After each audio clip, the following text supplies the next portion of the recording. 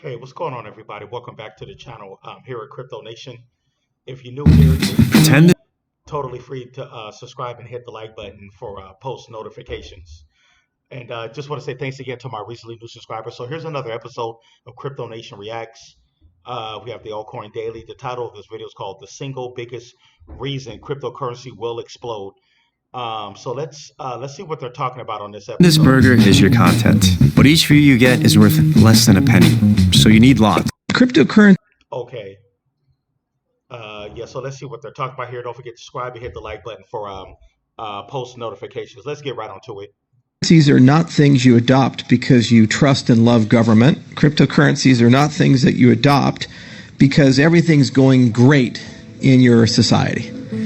When things start falling apart, when your money starts falling apart, when there's a lack of trust in government and governance, people start looking for alternative ideas. Cryptocurrency is just the natural next evolution of money, of technology, of trust in society. And that's why blockchain as an industry has gone from 2008, a single person, a single author, a single paper, a single protocol, to a $2 trillion industry with hundreds of millions of people in less than 15 years. It's the fastest growing technology in the history of humanity. Watch today's whole video because there's one specific reason that Bitcoin and the altcoins are going much higher in 2025. Most people won't share this with you. I will. It's the most meaningful and significant technology in the history of humanity because at the core of blockchain, what we're trying to do is solve just simply one thing. Again, watch today's whole video. Send this video to a friend if they still don't understand the potential of cryptocurrency. And crypto is at that inflection point. We've seen moments like this in history before.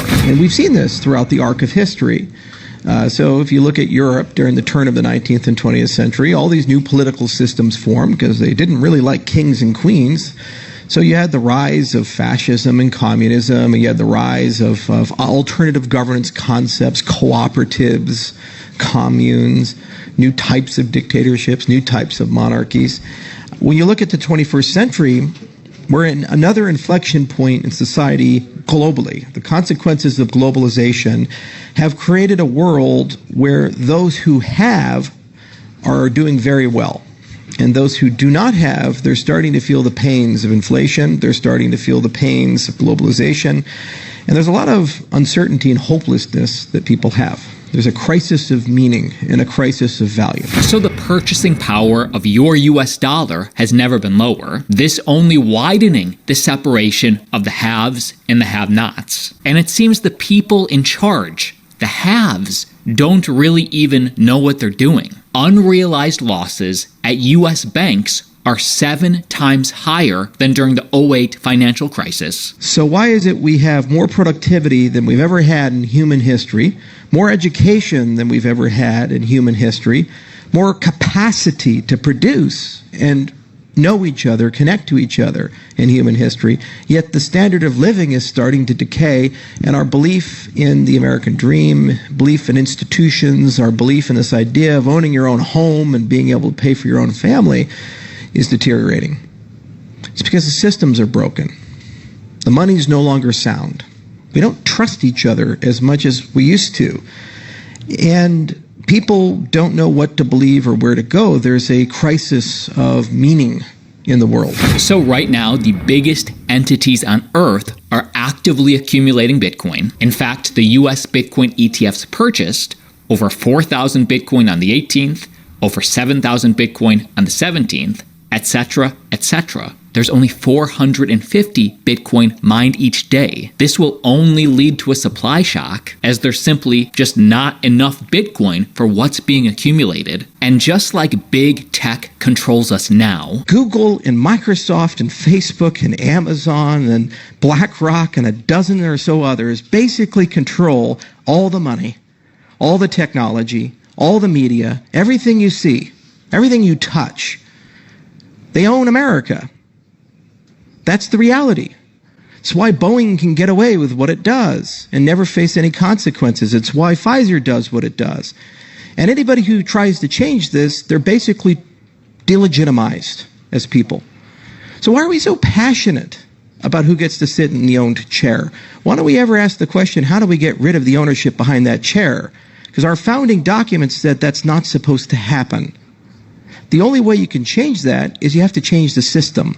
These people are powerful because they're middlemen. They own the middlemen. Google owns all your data. Facebook owns the marketplace. Microsoft owns all the infrastructure, the plumbing, as does Cisco and a few others, for how you get your data moved around and the operating systems that run on it. And they have all the intellectual property.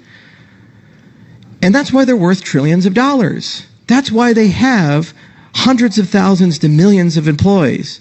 That's why they're more powerful collectively than a nation state. They were late to the game on cryptocurrency. They're actively trying to catch up. We can pretend it doesn't happen, or we can say, how do you build infrastructure that doesn't have middlemen?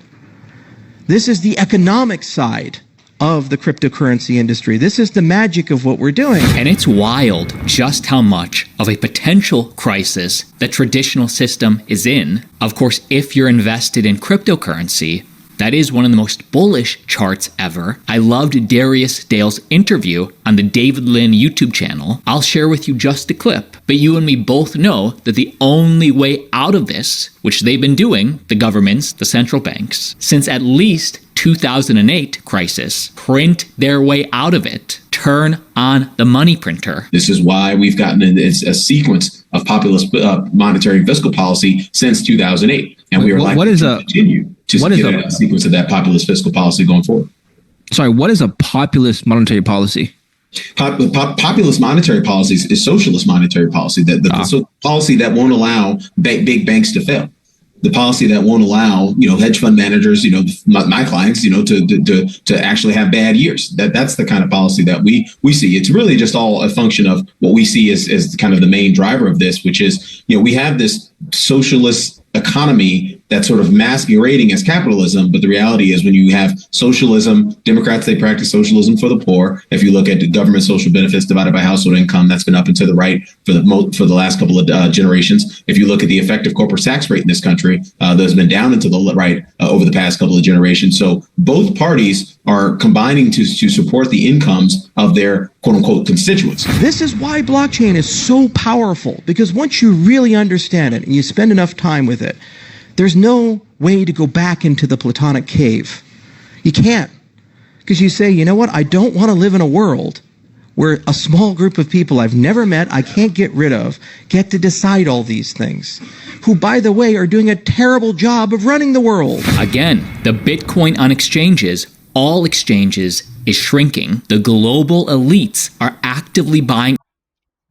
You see, man, this is definitely why cryptocurrency and Bitcoin in general is very important, to cut the middleman out. Like you said, these big companies, right now they control everything, but we have a chance to change the narrative, with blockchain and cryptocurrency. We actually, with cryptocurrency, Bitcoin and cryptocurrency, we actually have us retail, the small guy, we have a fighting chance. And this is exactly what this is. As much as they can now. It has never been more important to stay in tune in exactly what's happening in crypto. We're so close to 1.5 million subscribers. Click subscribe to stay informed. Join this community. Join this revolution. And by the way, the founder of Cardano, Charles Hoskinson, obviously believes that Cardano will be the winner. In 7 years' time since Cardano launched, we went from nothing to an 11-figure network with millions of people and the largest research group in the world and the passion of the young people. And in another decade's time, we'll be larger than Ethereum. And in another decade's time, we'll be larger than Bitcoin. And in another decade's time, the majority of governments in the world will run on our infrastructure. I think the race is on. I think it's still too early to determine who will really reach mass adoption. I will keep you updated, and like always, see you tomorrow. All right, that concludes that episode. So Charles Hoskinson, if you guys don't know, he's the he's the founder of Cardano, ADA.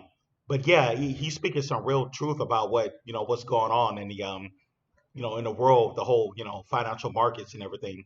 But anyways, tell me what you think. Don't forget to subscribe, hit the like button for post notifications. And before we leave, we'll check out where Bitcoin is right now.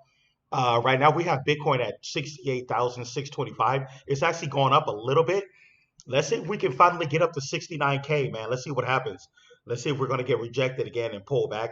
And it looks like Ethereum is doing good. Ethereum is up um, over 10.5% over the 7 day and up 2.23% over the last 24 hours. It looked like Ethereum is about to break 2,700.